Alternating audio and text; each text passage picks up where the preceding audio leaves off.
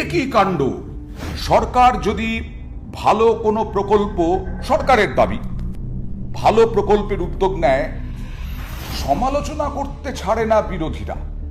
আমাদের দেশেই হয় অবশ্য, এটা অন্য কোনো দেশে হয় না। কারণ মানুষের জন্য প্রকল্প, সাধারণ মানুষের জন্য প্রকল্প যদি সরকার ঘোষণা করে, সাধারণ মানুষের স্বার্থে অন্যান্য দেশে সরকারের পাশেই থাকে বিরোধীরা।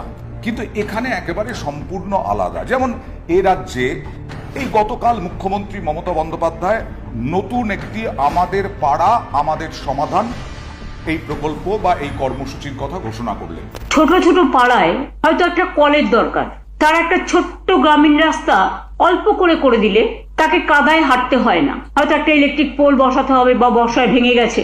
এই রকম ধরনের ছোট ছোট কাজগুলো আমরা একটা প্রোগ্রাম নিয়েছি গভর্নমেন্টে, আমাদের পাড়া আমাদের সমাধান। এবার মানুষের প্রকল্পে আমাদের সরকার পথে নামছে।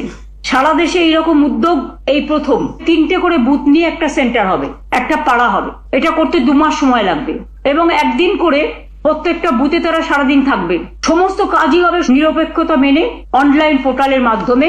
একটা বুথের জন্য আমরা এর জন্য ছোট ছোট কাজ করার জন্য 10 লক্ষ টাকা করে স্যাংশন করব। এখানে প্রায় 8,000 কোটি টাকার উপর সরকারের খরচা হবে। এটা শুরু হবে 2 আগস্ট থেকে। রাজ্য স্তরে এর জন্য একটা টাস্ক ফোর্স হবে, তার দায়িত্বে থাকবেন চিফ সেক্রেটারি নিজেই। আর সেম টাস্ক ফোর্স ডিস্ট্রিক্ট লেভেলেও সিএস তৈরি করে দেবেন, যারা মনিটরিং করবে।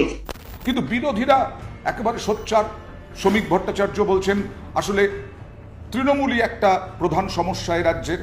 সুজন চক্রবর্তী বলছেন যে তৃণমূল পাড়ায় পাড়ায় সমাধানের মাধ্যমে আসলে বাহিনীর দাপট বাড়বে তৃণমূলের। কারণ তৃণমূলের বিরুদ্ধে প্রচুর অভিযোগ বিরোধীদের, দুর্নীতির অভিযোগ। আর সেই দুর্নীতির অভিযোগকে হাতিয়ার করেই বিরোধীরা এই আমাদের পাড়া আমাদের সমাধান এই প্রকল্পের সমালোচনা করছে। যখন এসআইআর, এনআরসি এই সব নিয়ে একটা আতঙ্কের বাতাবরণ তৈরি হয়েছে সাধারণ মানুষের মধ্যে এ রাজ্যে, তখন ভালো করেই প্রচার করতে শুরু করে দিয়েছে তৃণমূল এসআইআর নিয়ে সংসদে যেমন সরব তৃণমূল, তেমনি এ রাজ্যেও বিভিন্ন সাংবাদিক সম্মেলন